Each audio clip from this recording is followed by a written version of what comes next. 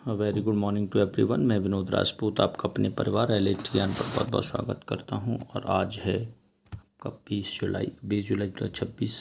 आज हम डिस्कस करेंगे RRB ग्रुप डी से रिलेटेड सभी वो मोस्ट इम्पोर्टेंट क्वेश्चंस जो कि एग्ज़ाम रेलिवेंट हैं। तो बने रहिए हमारे साथ। डिस्कस करते हैं आज का पहला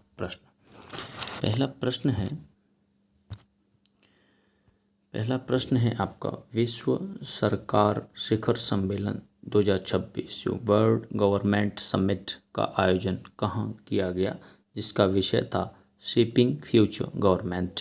आपके ऑप्शन है New Delhi, option B Abu Dhabi, option C Paris और ऑप्शन डी है दुबई। इसका जो राइट आंसर है वो है दुबई। दुबई में इस सम्मेलन का आयोजन किया गया और वो कब किया गया, 3 से 5 फरवरी के बीच किया गया है। इसका पूछा जाए कि विषय क्या था, तो शेपिंग फ्यूचर गवर्नमेंट इसका थीम था और 2026 में दुबई में किया गया, जिसका उद्देश्य भविष्य की सरकारों को आकार देना है। शेपिंग फ्यूचर गवर्नमेंट इसका उद्देश्य था। नेक्स्ट क्वेश्चन पर चलते हैं। नेक्स्ट क्वेश्चन है आपका भारत के पहले अंतर्राष्ट्रीय नेत्र विज्ञान अनुसंधान सम्मेलन का उद्घाटन मई 2026 में कहाँ किया गया। आपके ऑप्शन है नई दिल्ली में, ऑप्शन बी मुंबई में, ऑप्शन सी चेन्नई में और ऑप्शन डी है बेंगलुरु में। इसका जो राइट आंसर है वो है नई दिल्ली में किया गया है अंतर्राष्ट्रीय नेत्र विज्ञान अनुसंधान सम्मेलन। आपको बता दूं कि 9 से 10 मई के बीच देश की राजधानी नई दिल्ली में किया गया था। नेक्स्ट क्वेश्चन पर चलते हैं। नेक्स्ट क्वेश्चन है आपका ग्लोबल स्टार्टअप इकोसिस्टम रिपोर्ट्स 2026 के अनुसार शीर्ष 40 इकोसिस्टम में बेंगलुरु को कौन सा स्थान प्राप्त हुआ है। आपका ऑप्शन है 12वां, ऑप्शन बी 14वां, ऑप्शन सी 15वां और ऑप्शन डी है 18वां। इसका जो राइट आंसर है वो है 15वां। तो ग्लोबल स्टार्टअप इकोसिस्टम रिपोर्ट 2026 के अनुसार 40 इकोसिस्टम में बेंगलुरु को 15वां स्थान मिला है, जबकि 25 में उसकी ये रैंक 14वीं थी। स्टार्टअप का अर्थ किसी नए व्यापार या व्यवसाय की शुरुआत करना होता है, ये भी याद रखें। नेक्स्ट क्वेश्चन है आपका नीति आयोग की report school education system in India के अनुसार नीति रोड मैप में कुल कितनी व्यापक सिफारिश शामिल की गई हैं। आपके ऑप्शन है 11, ऑप्शन बी है 13, ऑप्शन सी है 15 और ऑप्शन डी है 21। इसका जो राइट आंसर है वो है 13। School education system in India के अनुसार जो नीति रोड मैप है उसमें जो व्यापक सिफारिश हैं वो 13 सिफारिश उसमें शामिल की गई हैं, याद रखिएगा, इंपॉर्टेंट क्वेश्चन है। नेक्स्ट क्वेश्चन है आपका 2026 में भारत की शीर्ष 3 सबसे अमीर व्यक्तियों की सूची में शामिल होने वाली पहली महिला कौन बनी है। आपका ऑप्शन है रोशनी नादर मल्होत्रा, ऑप्शन बी है किरण मजूमदार शॉ, ऑप्शन सी सुधा मूर्ति और ऑप्शन डी है फाल्गुनी नायर। इसका राइट आंसर है वो है रोशनी नादर मल्होत्रा। भारत में शीर्ष 3 सबसे अमीर व्यक्तियों की सूची में शामिल होने वाली पहली महिला बन गई हैं। आपको बता दूं कि इसमें मुकेश अंबानी और गौतम अडानी के साथ टॉप 3 में शामिल होने वाली रोशनी नादर मल्होत्रा पहली अरबपति हैं। इनका संबंध HCL टेक्नोलॉजीज से है, याद रखें आप। नेक्स्ट क्वेश्चन है दिए गए टेक्स्ट के अनुसार वर्तमान में नीति आयोग की नई CEO कौन है। आपके ऑप्शन है Nidhi Chhibbar, option Suman Berry, option C Arvind Panagariya, option D है अमिताभ कांत। इसका राइट आंसर वो है निधि छिब्बर वर्तमान में नीति आयोग की CEO हैं। आपको बता दूं कि इसके पहले उपाध्यक्ष थे अरविंद पनगड़िया, अमिताभ कांत पहले CEO थे, याद रखिएगा। ये सब लोग पहले इससे जुड़े हुए हैं, याद रखें। और नीति आयोग ने किसका स्थान लिया, तो योजना आयोग का स्थान लिया। योजना आयोग की स्थापना कब हुई, 1950 में, ये आप जान। और नीति आयोग कब बना, 1 जनवरी 2015 को नीति आयोग की स्थापना हुई। नीति आयोग के अध्यक्ष कौन है, तो PM होते हैं, यानी नरेंद्र मोदी। जब से स्टेब्लिश हुआ तब से अब तक नरेंद्र मोदी ही इसके अध्यक्ष हैं, ये याद रखिएगा। नेक्स्ट क्वेश्चन है centre for research on energy and clean air की रिपोर्ट मार्च 2026 के अनुसार भारत के किस शहर में सबसे अधिक औसत PM 2.5 स्तर दर्ज किया गया है। आपके ऑप्शन है New Delhi, option B Ghaziabad, option C Gurugram और ऑप्शन डी है फरीदाबाद। इसका राइट आंसर है वो गुरुग्राम में ये देखा गया है। हरियाणा के गुरुग्राम शहर में प्रदूषण का सबसे अधिक मासिक औसत PM 2.5 स्तर दर्ज किया गया है। नेक्स्ट क्वेश्चन है, हुरून ग्लोबल रिच लिस्ट 2026 के अनुसार अरबपतियों की सूची के मामले में भारत वैश्विक स्तर पर किस स्थान पर है? आपके ऑप्शन है पहले, ऑप्शन बी दूसरे, ऑप्शन सी तीसरे और ऑप्शन डी है पांचवें स्थान पर है।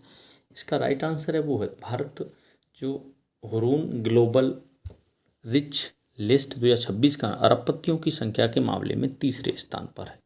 आपको बता दूं कि अमेरिका और चीन के बाद भारत दुनिया में तीसरे स्थान पर है। वर्तमान में भारत में कुल 308 अरबपति हैं, ये भी याद रखिएगा।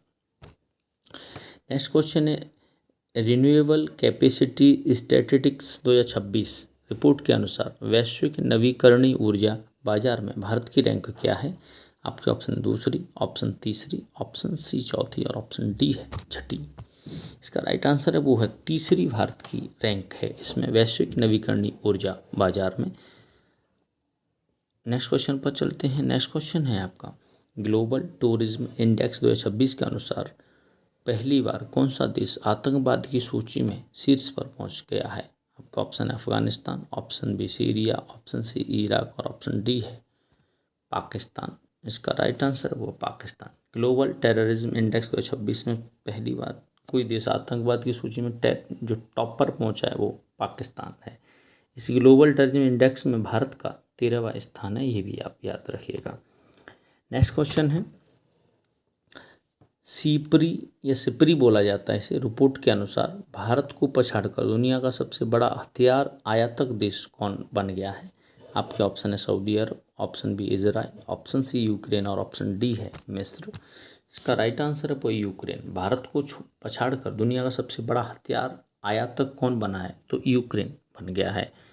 हथियारों के आयात के मामले में अब भारत दूसरे स्थान पर आ गया है, ये भी याद रखें। नेक्स्ट क्वेश्चन है, भारत में राष्ट्रीय महिला दिवस 13 फरवरी को किस ऐतिहासिक व्यक्ति की जयंती के रूप में मनाया जाता है? आपके ऑप्शन रानी लक्ष्मीबाई, ऑप्शन बी है सरोजिनी नायडू, ऑप्शन सी है सावित्रीबाई फुले और ऑप्शन डी है इंदिरा गांधी। इसका राइट आंसर है वो है सरोजिनी नायडू जी की स्मृति यानी जयंती है 13 फरवरी को, इसलिए 13 फरवरी को राष्ट्रीय महिला दिवस मनाया जाता है। जबकि पूछा जाए कि अंतर्राष्ट्रीय महिला दिवस कब मनाया जाता है तो 8 मार्च को। 13 फरवरी को ही विश्व रेडियो दिवस भी मनाया जाता है, ये और याद रखें आप। नेक्स्ट क्वेश्चन पर चलते हैं,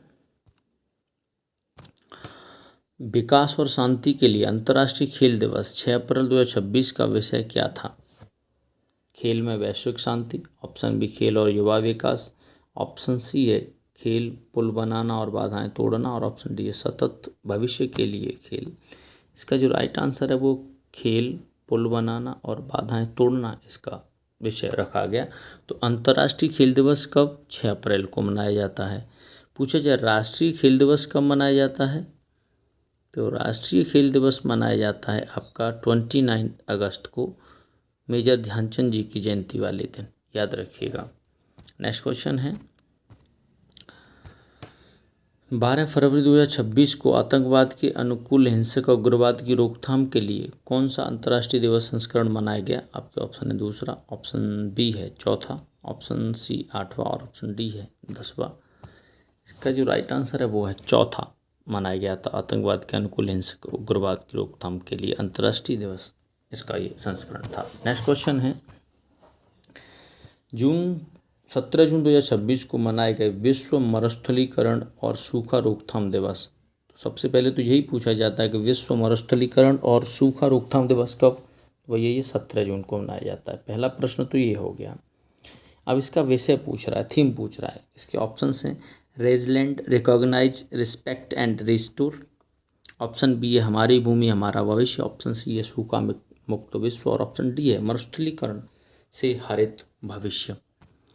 इसका राइट आंसर है वो आपका पहला ही, resilient, recognize, respect and restore इसका थीम था। नेक्स्ट क्वेश्चन है, 21 जून 2026 को मनाए गए 12वें अंतर्राष्ट्रीय योग दिवस का मुख्य कार्यक्रम कहाँ आयोजित किया गया? तो पूछा जाए कि योग दिवस कब मनाया जाता है तो 21 जून को, ये याद रखिए। पहला प्रश्न ये हो गया आपका।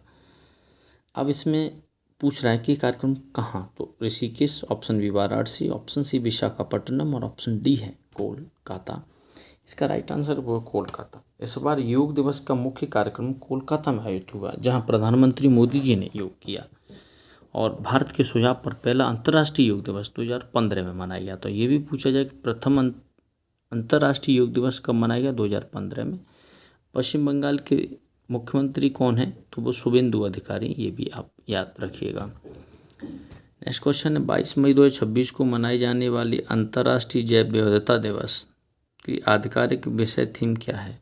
आपके ऑप्शन प्रकृति के साथ तालमेल, ऑप्शन बी वैश्विक प्रभाव के लिए स्थानीय स्तर पर कार्य करना, ऑप्शन सी हमारा ग्रह हमारी जिम्मेदारी और ऑप्शन डी है सुरक्षित जल सुरक्षित भविष्य।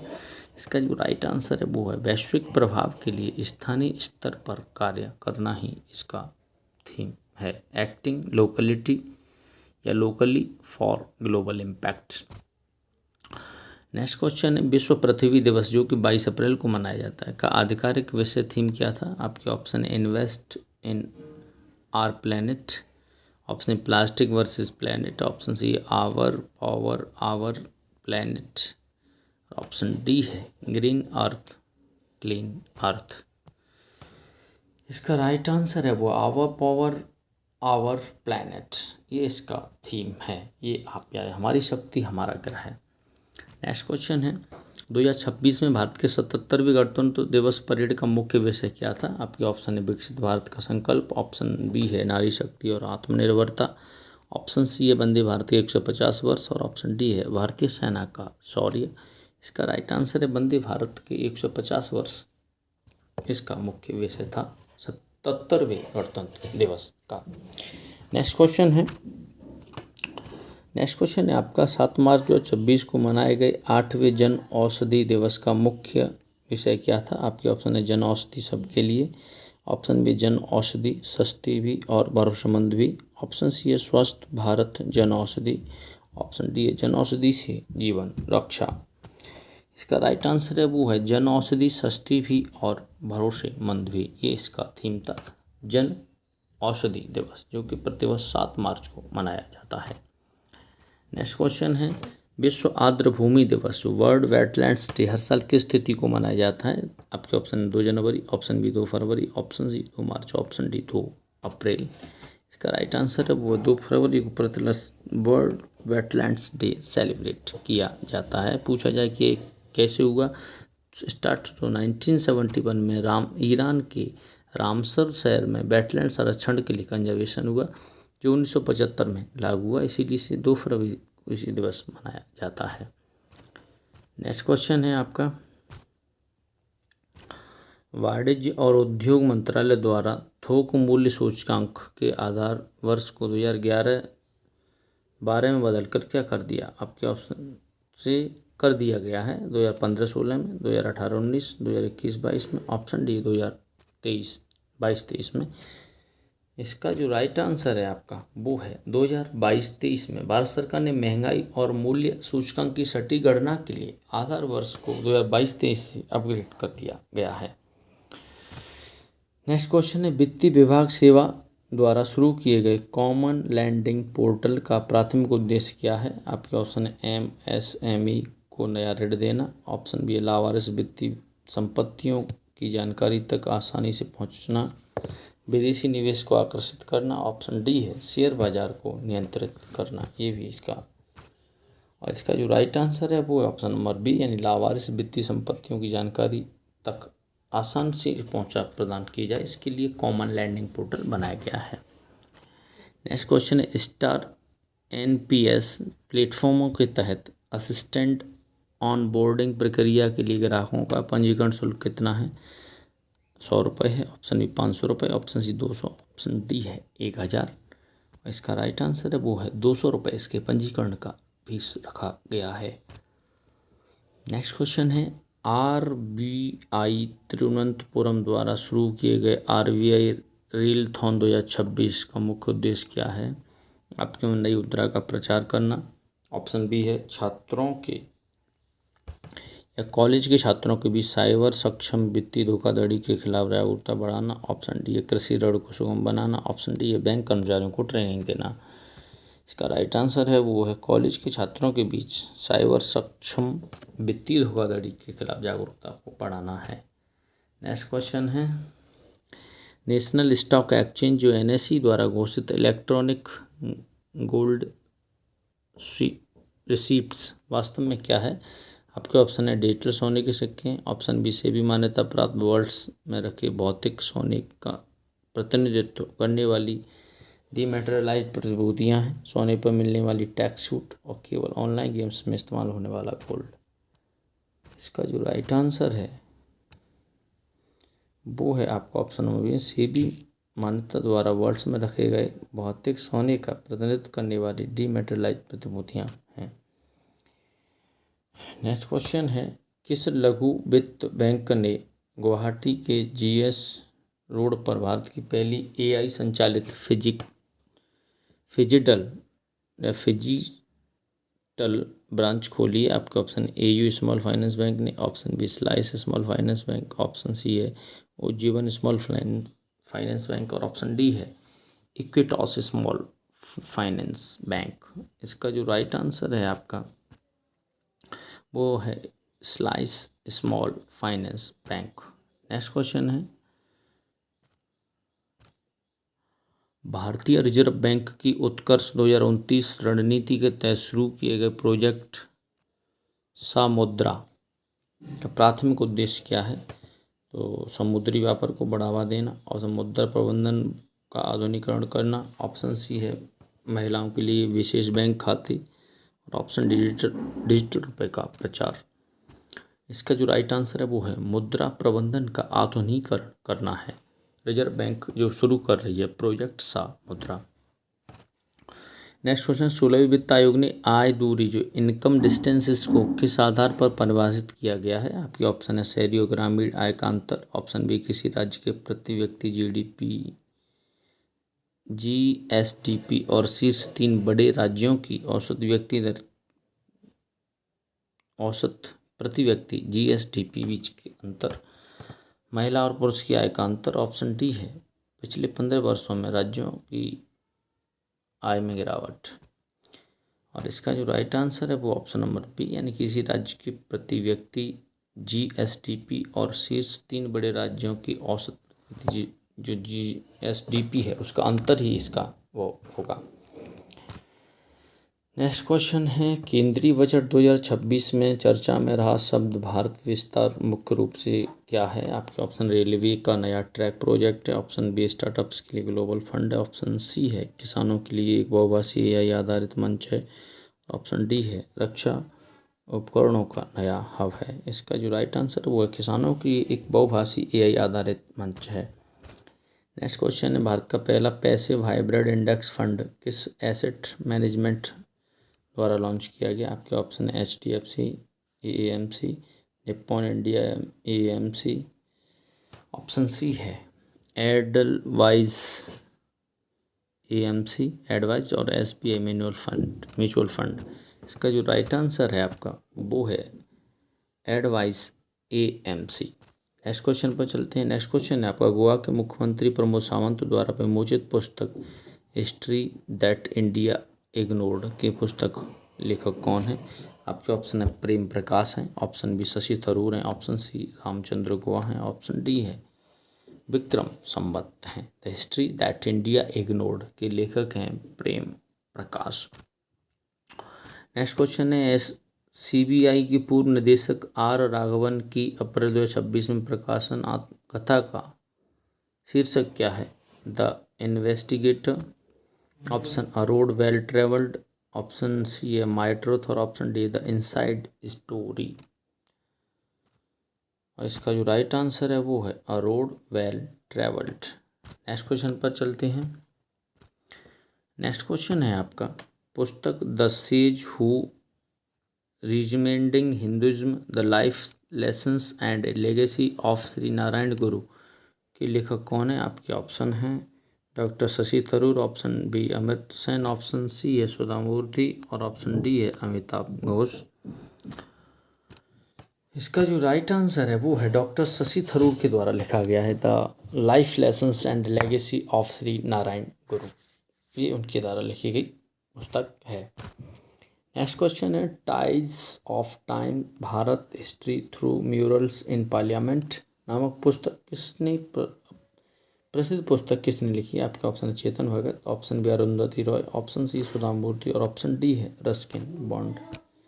इसका राइट आंसर है वो सुधा मूर्ति। सुधा मूर्ति के द्वारा लिखी गई है ties of times Bharat history through murals in parliament. Next question है उपराष्ट्रपति द्वारा लॉन्च की गई पुस्तक sing song and leadership lessons from the life of Shri Leela Prabhupada के लेखक कौन है? आपके ऑप्शन है रघुराम राजन है, ऑप्शन ए अमिताभ घोष हैं, ऑप्शन सी है सलमान रुश्दी है और ऑप्शन डी है हिंदौल सेन गुप्ता हैं। इसका जो राइट आंसर है वो है हिंदौल सेन गुप्ता इसके राइट आंसर हैं। नेक्स्ट क्वेश्चन है मार्च 2026 में जारी पुस्तक Karuna the power of compassion के लेखक कौन है? आपके option Kailash Satyarthi, option B Dalai Lama, option C है सुदूर और ऑप्शन डी है बाबा आमटे। इसका जो राइट आंसर है वो है आपका कैलाश सत्यार्थी ने लिखी है करुणा द पावर ऑफ कंपैशन। और आज का अंतिम प्रश्न है वो है AI पेरेंसर्स ऑफ इंडिया नामक पुस्तक का विमोचन संस्था के द्वारा किया गया है। आपके ऑप्शन है DRDO के द्वारा, इसरो के द्वारा, अटल इनोवेशन मिशन के द्वारा और नेस्कॉम के द्वारा।